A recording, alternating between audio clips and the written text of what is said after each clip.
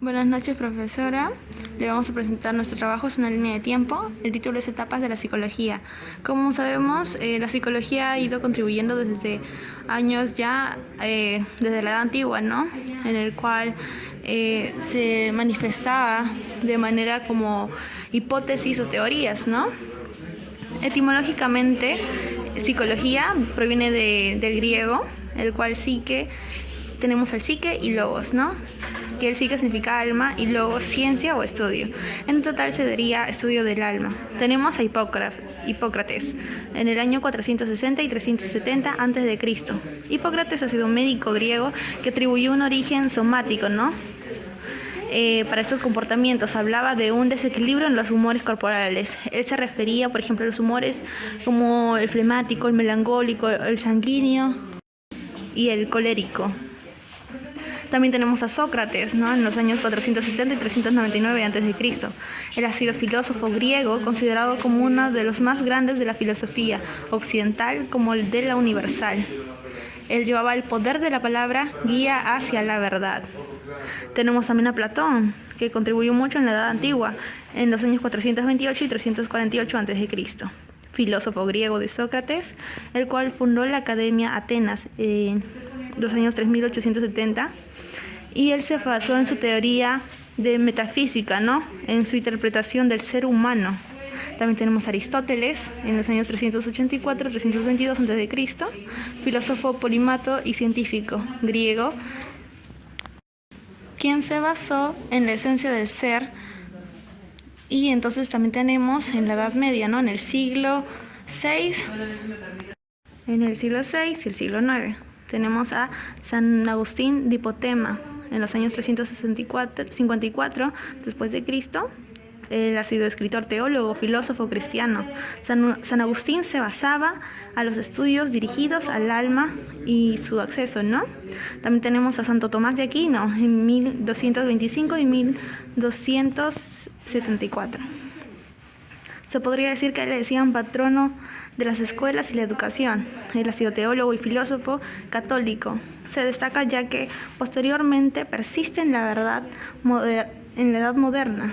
Distinguió 4 modos de relacionarse el ser humano con el alma. Tenemos también una de las grandes atribuciones como Mesmer y las pulseras magnéticas, ¿no? Porque, como sabemos, en la Edad Antigua también se manifestó lo que vendría a ser la astrología y la asquismo. Y lo que también se destacó en la Edad Antigua vendría a ser porque entre la Edad Antigua y la Edad Media se presentó parte de lo cual vendría a decirse sobre la creencia, ¿no? Que se daban sobre el pecado y lo que vendría a ser los santos, ¿no? Lo que atribuía también en la Edad Antigua. Seguimos también. El Renacimiento surgió en el siglo XVI y siglo XVIII. El Renacimiento inicia todo el proceso de liberar a la psicología de la religión. También podemos decir que a partir de ese suceso surgen ciencias naturales. El Renacimiento desarrolla un movimiento cultural llamado humanismo. Y por último podríamos decir que el Renacimiento determina una nueva visión del hombre y del mundo. Bueno, a continuación seguimos con la Edad Moderna, que surgió en el siglo XVIII. Ahí aparecen ya los empiristas. Los empiristas fueron René Descartes, Voltaire, Montesquieu, Rousseau, Locke, Hume.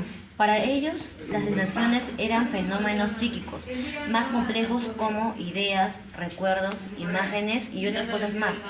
Ellos se enfocaban más en las sensaciones, como el cuerpo y el alma. Continuamos con la psicología científica. El estructuralismo nace con el primer laboratorio de psicología en Leipzig, en 1839, y fue fundado por William Wundt. Él nació en 1832, fue un filósofo y médico. El estructuralismo enfatiza las unidades básicas de la experiencia y las combinaciones en las que ocurren. Los opositores fueron Piaget en 1973. Él considera la metafísica que comparte con la psicología y sociología. Otro opositor fue Greco en 1972. Comentaba sobre las Cientificidad. Las características de la psicología científica son precisión, objetividad, empirismo, determinismo, aperturismo y explicativa. Psicología contemporánea en el siglo XX.